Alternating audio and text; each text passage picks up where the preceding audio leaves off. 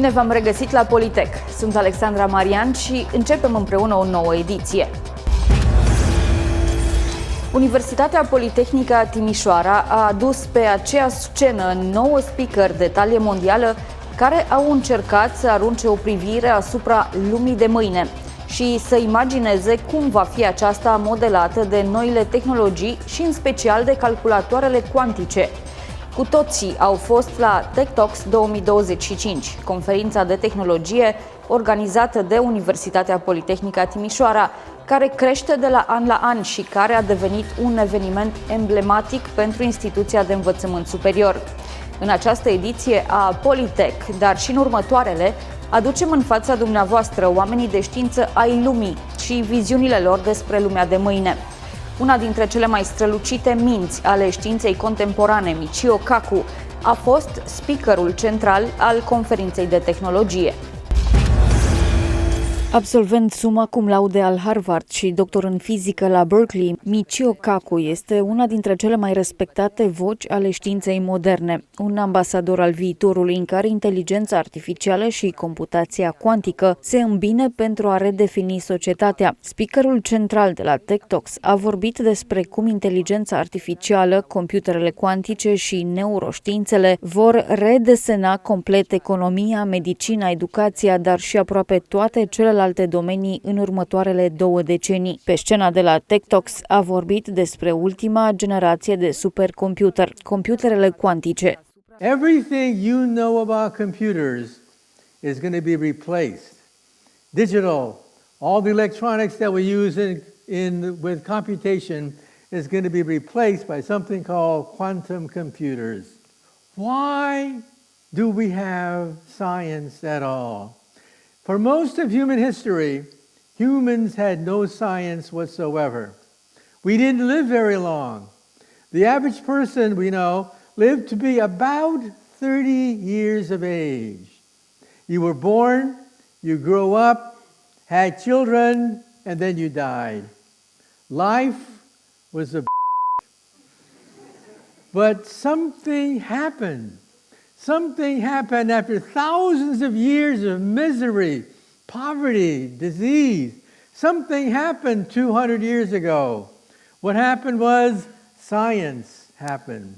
And that changed the course of the human race. First, we scientists, we physicists worked out the laws of steam power. So steam was no longer a mystery. Steam was the engine that propelled our society forward. So the first great revolution, we physicists worked out the laws of thermodynamics, the laws of heat, the laws of motion governed by these machines. And then 100 years after that, we worked out the laws of electricity. Electricity, magnetism lit up our cities. All of a sudden we had dynamos. All of a sudden we had generators. All of a sudden we had electricity light up the world. And then after World War II, we invented the transistor. And the transistor lit up our world with the possibility of a new society, a society lit up with the power of transistors. And that was the third great revolution. Now we're in the fourth. We are now entering the fourth great revolution in human history. And that is physics at the molecular level. All of a sudden, we're dealing with molecules. We're dealing with electrodes. We're dealing with artificial intelligence, nanotechnology, and biotechnology. This is the fourth great milestone in human history when we're able to manipulate artificial intelligence. But soon after that comes the fifth wave. The fifth wave of progress is physics at the atomic level. On the upper right, we're talking about fusion power, the power of the atom, harnessed not with uranium, but with hydrogen gas. Why does the sun shine? What lights up the universe at night? It is hydrogen power through fusion that does this. In California, just last year, we attained break-even with the fusion reactor. Soon, in Cardache, France, we will have a competing design. We will have now 2 reactors that are energized by the power of the sun, fusion power. And then in the lower right is what I'm going to talk about today. We're talking about the power of the atom to replace silicon. Silicon has been the engine for the computer revolution, but all things must pass, and what will replace that, we think, could be quantum computers. So I'll talk about this in today's lecture. And then in the lower left, we're talking about the fact that we're now beginning to think about combining the mind to a computer, the ability to expand our mental firepower using the power of a computer. So let's talk about cyberspace. Let's talk about the world that we're entering now and the world that's coming to be. First of all, we're talking about the fact that we can now put intelligence inside your glasses. That our intelligence is not simply limited to a box sitting on your desk. We can carry it with us, and we simply blink. We simply blink and access the power of the internet. So these goggles represent our ability to access unlimited knowledge. And in the future, designers of cars, furniture, appliances, will simply think and design things right there in front of them. So no pencil and paper, they just wave their hands, imagine the car of the future, and there it is in cyberspace. Now that is an image. There's nothing there, of course. There's nothing there but the image of the car being designed by future designers. And on the right is the future of art. Art was first done by people harnessing the power of rocks. Today, we can now dream about the fact that in the future, our descendants will simply think and create designs right in front of themselves. And how will we access this power? We will blink and we'll be online. This is the computer of the future. The computer of the future is there inside your contact lens. You simply blink and access the database of the entire planet Earth. Now this could be very handy because these contact lenses will recognize people's faces. You meet somebody, you don't know who they are, your contact lens will identify them, and so you'll always know who you're talking to. And this is the car of the future. The car of the future drives itself. Notice that there's no steering wheel. You can, of course, bring out the steering wheel, or if you don't like it, you just put the steering wheel back in. And how do you drive this car? You talk to it. You talk to the car, and you argue with the car. The car may say to yourself, no, that's not the best way. This is the better way to go where you want to go. So in other words, in the future, when you want to park a car, what do? You simply tell the car, park yourself. And the car runs around, looks for a parking spot, and parks itself. You never have to worry about parking in the city anymore because your car will park itself. Now, the airplane of today hasn't changed much in the last 50 years. Minor changes, but they simply look the same, and nothing has changed much. One reason is, once a jet goes supersonic, it creates a shock wave. And the shock wave can break windows, and people don't like that. So whenever a jet travels overhead, you have to watch out for broken windows when the sonic boom takes place. But now we have the ability to simulate the sonic boom, reduce the intensity of the sonic boom. And so already, all the big manufacturers are looking at supersonic designs that take you beyond the speed of sound. So think about that for a moment.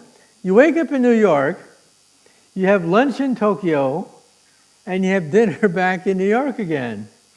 This is a possibility because of the fact that we have supercomputers that can model supersonic airflow without sonic booms.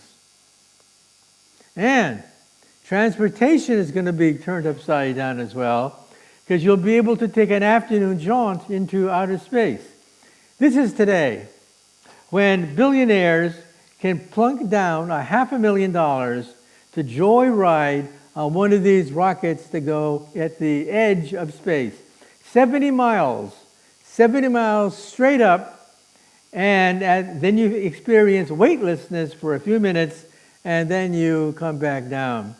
În opinia marelui om de știință, Michio Kaku, o revoluție este în desfășurare în propriile sufragerii. Chatboturile cu inteligență artificială sunt responsabile. Încep să fie tot mai folosite în toate industriile, de la jurnalism, la muzică, literatură ori gastronomie. Acesta a vorbit despre o nouă fază în inteligența artificială. În vechea fază, calculatoarele erau folosite doar pentru calcule, să adauge, să extragă sau să aranjeze. Acum ele scriu esee, aduc împreună idei. Michio Kaku spune că chatboturile nu sunt inteligente. Ele înregistrează doar, au o memorie uriașă atașată și capacitatea să creeze copii pe loc. Deci nu ar fi vorba despre inteligență reală, nu este originală, doar scanează întreg internetul și răspunde. În a doua parte a prezentării pe care Michio Kaku a susținut-o la Timișoara în cadrul Tech Talks 2025, acesta a interacționat cu cei aproape 1000 de spectatori cu ajutorul lui Richard Quest, celebrul jurnalist de la CNN care a moderat întreaga discuție.